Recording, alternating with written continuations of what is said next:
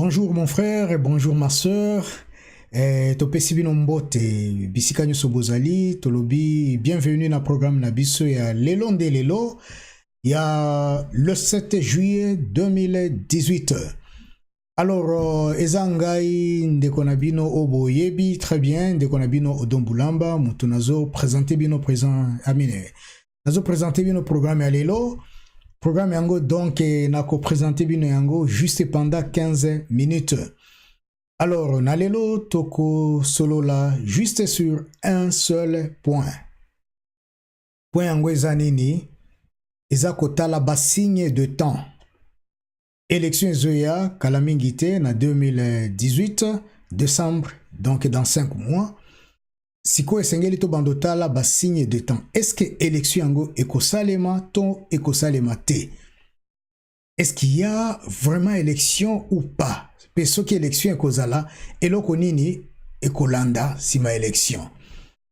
Alors à travers oyo elekana ki na passé 2011, 2016 en tout cas na mekaki kotala na mekaki kokota na mozindo pe na moni ki voilà passé sengeli et servir biso d'exemple pour na ko préparer l'élection ya 2018. Seni eza de biso nyoso toyebi seni eza donc corps oyo ezo bongisa ezo préparer ba élection na mboka na biso Congo. Mutu azo patrone seni kombo na ye Corneille Nangaa toyebi ye toyokaka ye tomonaka ye na ba bilili na ba journaux ainsi de suite. Alors mpo na ngai namoni ke élection bazo sala ekosimba te. Ekosimba te na ndenge nini? Nakopesa yo quelques points. Ekosimba te parce que ko aboutir premièrement na obiso population tozolinga tomona pour le Congo. Ekokende te na nzela oyo tozolinga. Donc ko aboutir à rien. Ekozala musala ya pamba. Ekozala donc effort ya pamba. Pourquoi est-ce que nalobi bongo? Nalobi bongo parce que selon analyse nangai, avant tokende liboso totala kanano sima, totali esika touti, tozotala pe esika oapi tozokende. Alors quelques points on a mona qui na trouva qui intéressant. Premièrement, ezali machine à vote wana baela kibiso. Toyoka déjà lisolo ya machine à vote wana batu baboya ka machine wana batu balingi ko voter te. D'ailleurs, à cause de la machine wana, beaucoup de gens, beaucoup de partis politiques wa lobby biso na élection na toko kende te, toko participer te. Pourquoi est-ce que batu bazo boya machine à voter wana? Il y a un seul point. Alors point yango eza nini? Na machine à voter eza facile ba truquer. Même na ba États-Unis on a ba voter ça les maka par ordinateur to kaka ezala ki truquer voilà il y a toujours des trucs parce que na ordinateur ba yebi bien science informatique ba ko expliquer biso eloko okoti si na kati nde eloko kopesa yo sima soko programmer yango ke na lingi après chaque 5 minutes ordinateur nanga eyembaka debout congolais au programmer yango après 5 minutes ekoyemba pe yango. Soko programme yango na lingi ordinateur na ngai mikangaka yango moko après 30 minutes ekosala pe yango. Donc eloko kotisi na kati yango na pe ordinateur ezongiselaka yo. Wana nde balobaka na programmation. Garbage in, garbage out. Salite okotisa ki na kati ordinateur na programmation, salite wana kaka nde résultat ya salite na nde kozongisela yo. Donc wana eza très bien connu. Na yango ba expert britannique basenga ki ete ba proposa ki ete bakoki kosala audit ya ba ordinateur wana bakoki ko vérifier soki ba programme o eza na kati logiciel eza na kati soki sengi correction. Nanga na ebandeli ya dimaki mais loka koka moi il y a pas très longtemps nanga bo ya lobby bo na programme na biso électoral calendrier na biso électoral makambo ba britannique wana koya kotala ba ordinateur na biso eza na programme na biso te. Mais efongoli biso mitu. Soki eloko na bino eza mabete eza trikete bo pesa bango batala Comme ça, bakoye bisabiso, oui, ba machine wana eza truqué, tout va bien. Mais ce qui boboye li bango batala, c'est-à-dire quoi? Il y a un problème. Sekele Ebembe, mutoye bakango nani, cercueil. Comme je l'ai dit toujours, Sekele Ebembe, mutoye bakango, cercueil. Donc, baboyli, mindelo wana, bangle wana, ba sala audite, ya ba machine na bango. Deuxième point. Oyepe singai, doute musus. Budget à élection ezalaka toujours à 100%. Mais gouvernement congolais à l'obinini, biso toko disposé toza juste à mesure ya kopesa 35% ya mbongo pour na ba élection. 35% de toko pesa pour te esunga ba élection. Or lobi awa mama ya Monesco mekaki ko suggérer Monesco mekaki ko suggérer ko loba eske biso toko pesa mbongo comme ça ba élection elle est bien.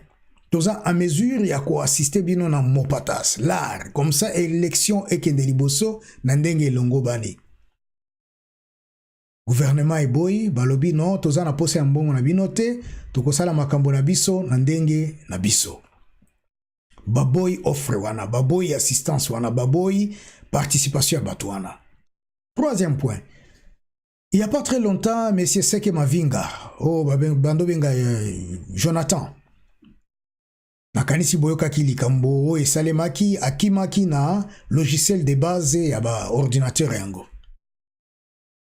Azaki l'un des directeurs Kuna, Aeko Kende na Borwana na États-Unis. Abimi donc na information, abimi donc na Toloba donc software, logiciel de base. Donc, Kangi Makambonyo surtout à qui en États-Unis.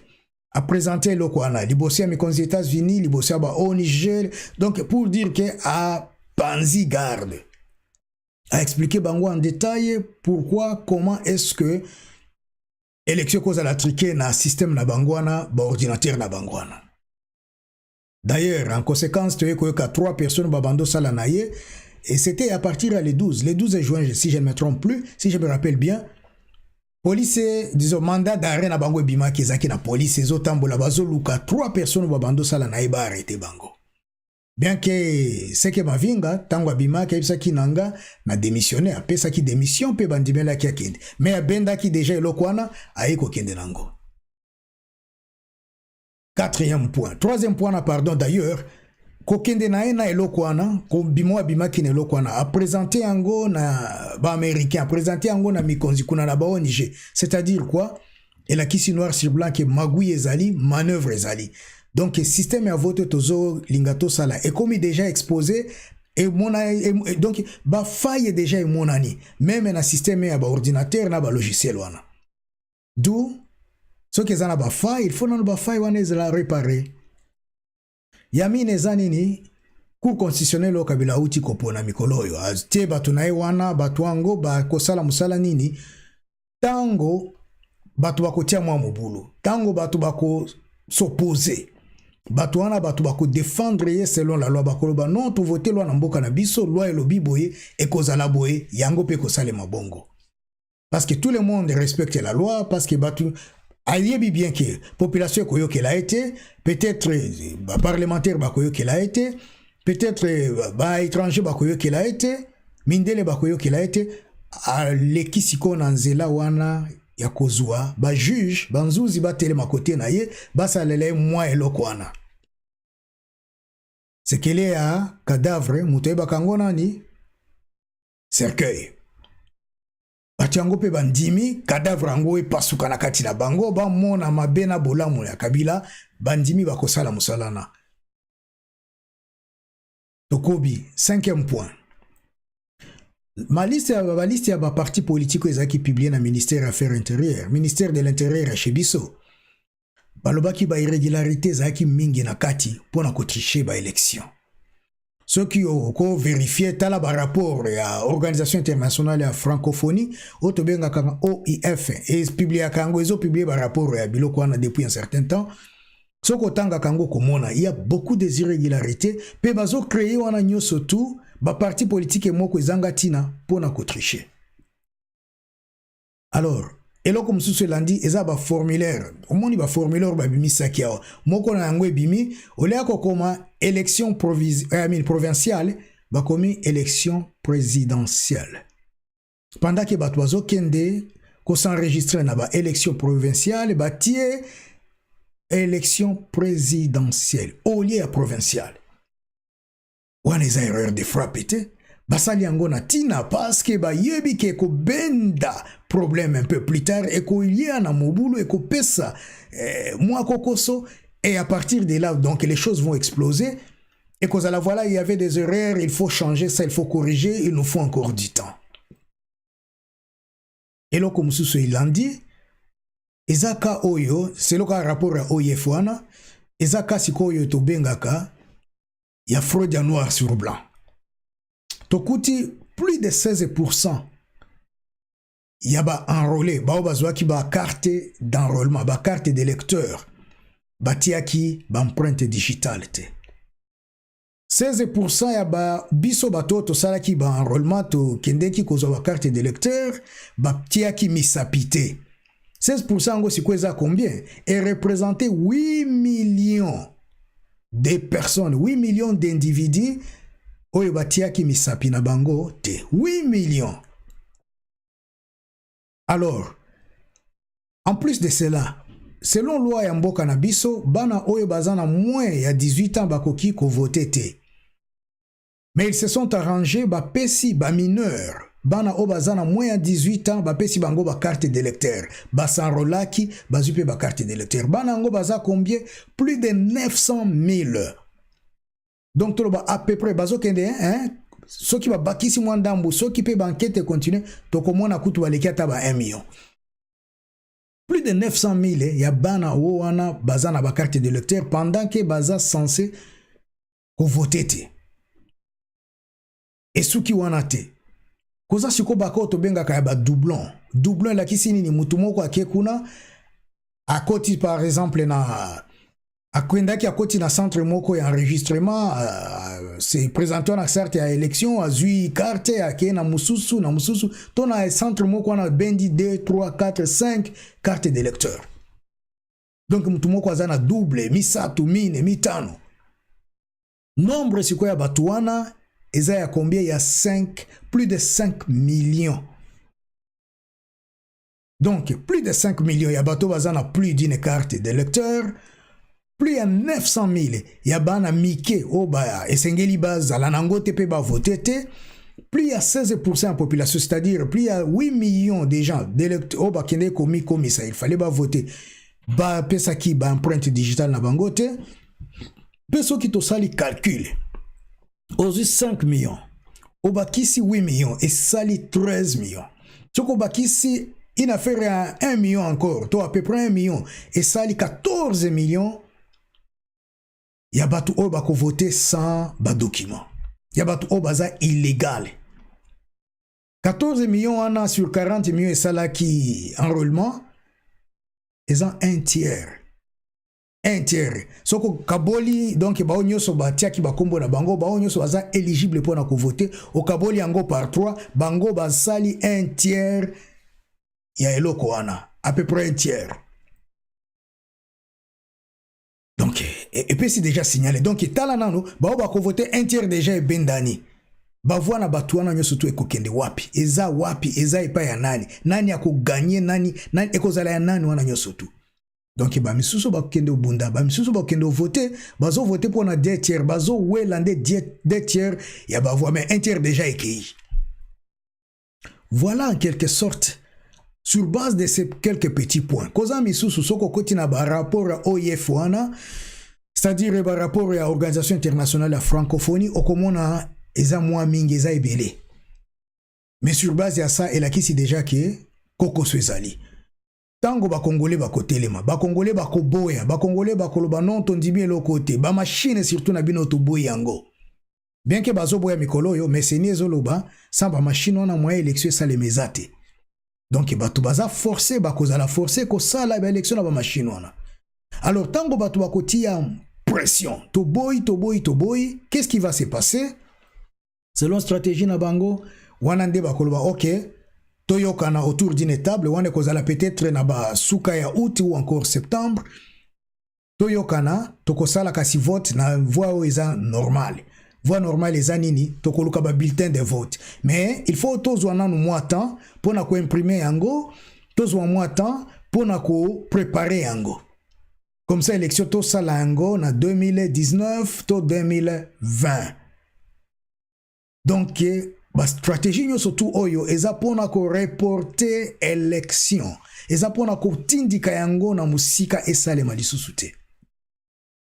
Voilà les raisons pour lesquelles bazo sala. Mais yebani déjà que depuis un certain temps ba oyo pe bazwaka mbongo na Congo ba o bazo sala mbongo na ba minere na biloko misusu bino moko boyebi batwana ba lobaki yango clairement koza ba nungu te, mais il y a des documents de preuve oyo zola ki saite batwana ba misusu bazana Congo tina 2020. Donc soki Kabila fandi wana ti 2020 bazo sala musala na bango bako silisa musala na bango et puis bako bendana. Mais avant 2020 bazo banga soka kei toko bungisa mbongo ya 2 ans ou encore ya 1 année et demie. D'une fois za la kaka wana. Yango wana moko zomona bachango pe bazo kanga matoi. Balobi na munoko mais kasi action ezate. Pe bako tika la kosala yango te. C'est pourquoi je dis toujours esengeli biso ba congolais totelema. Kotele mango ezani neza na makoloka kate, mais aussi en esprit, en intelligence, to tie mitu ensemble, to tie mato bisika moko, to fongoli miso ensemble, bao bazo mona basimba baningo bazo mona maboko te, batambwisa bango, to kende liboso.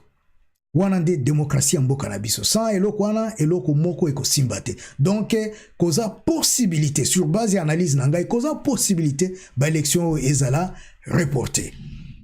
Na yango na émission de konangai soki ezambala no ya yambo talabiso cliquez sur le bouton à s'abonner, cliquez cloche en ezanase comme ça de temps à autre ozo akaba information ko te pa na biso. Zabe apambola yo passez une très bonne journée avec bandeko famille et libota tolingi kimia tozo senga kimia Kongo eza pona kimia Kongo eza pona bolongi tokolonga balinga te tokolonga. Passez une très bonne journée. Et je te félicite en avance pour la décision monene ozui. Merci et au revoir.